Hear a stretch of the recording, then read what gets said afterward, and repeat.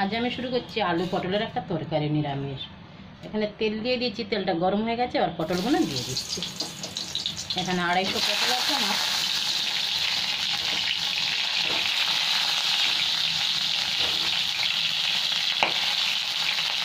অল্প একটু নুন দিয়ে দিলাম, ভাজতে চলে এটা খুব ভালো করে একটু ভেজে নেবো আলু আর পটল।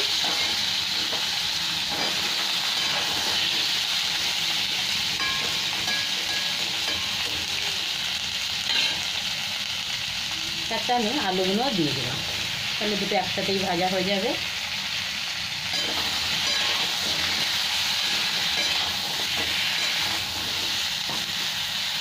এবার আমি একটু হলুদ দিয়ে দিচ্ছি।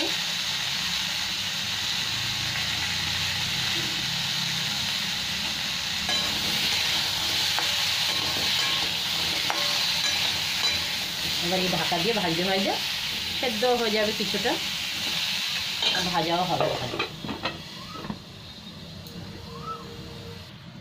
এখানে পটলটা নাড়তে নাড়তে বেশ ভাজাও হয়ে গেছে আর সেদ্ধও ভালো হয়ে গেছে।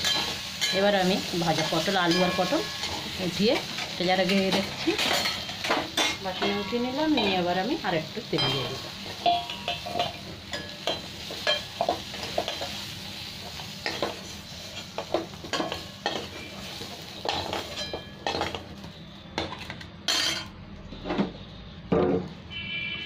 সাদা তেল দিয়ে দিলাম।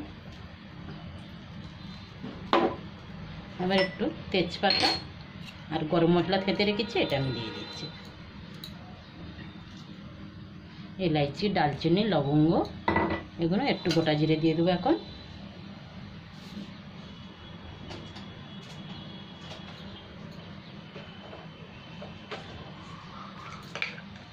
মশলাটা আমার ভাজা হয়ে গেছে। এবার আমি টমেটো একটা ঘষে রেখেছি, এটা দিয়ে দিলাম। গ্যাসটাকে কমিয়ে দিয়েছি।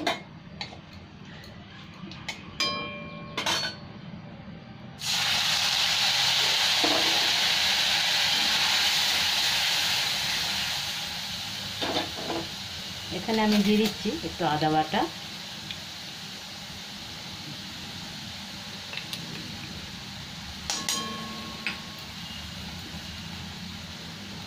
আবার একটু হলুদ আর একটু কাশ্মীরি লঙ্কা দিয়ে দিচ্ছি। হলুদটা দিয়ে দিলাম অল্প। এখানে কাশ্মীরি লঙ্কার গুঁড়ো দিয়ে দিচ্ছি, একটু কালার এসে যাবে ভালো। এখানে 1 চামচ জিরে বাটাটা দিয়ে দিচ্ছি।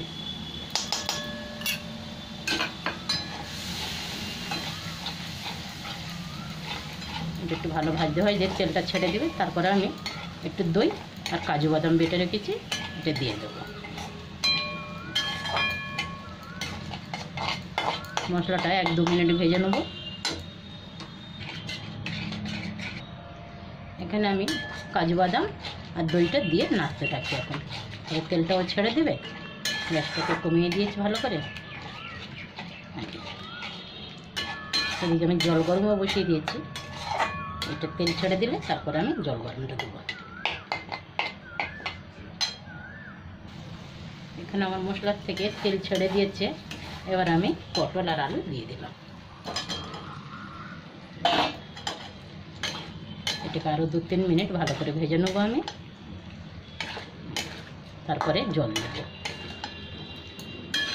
সাথে কটা কাঁচা লঙ্কা দিয়ে দিচ্ছি, আর অল্প একটু নুন দিয়ে দিলাম, কেন আগে অল্প নুন দিয়েছে তো।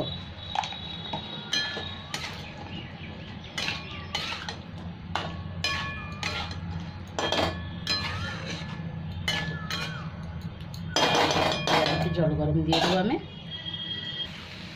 এবার আমি একটু গরম জল দিয়ে দিচ্ছি।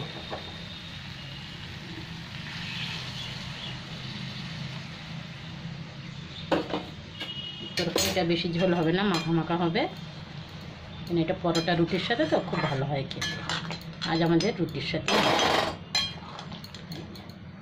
তার জন্য বেশি ঝোল করবো না একদম।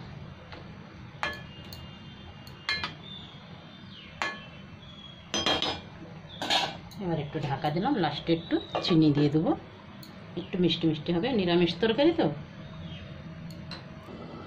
এবার আমি ঢাকাটা খুলে দেখছি, গ্যাসটা কমিয়ে রেখেছিলাম 10 মিনিট, ঝোলটা কমেনি এখনও, আলু সেদ্ধ হয়ে গেছে, সব সেদ্ধ খুব ভালো করে। এবার আমি চিনিটা দিয়ে দিচ্ছি,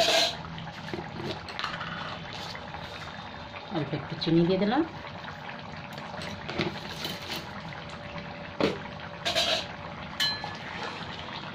গ্যাসটা বন্ধ করছি, এবার ঝোলটাও টেনে যাবে।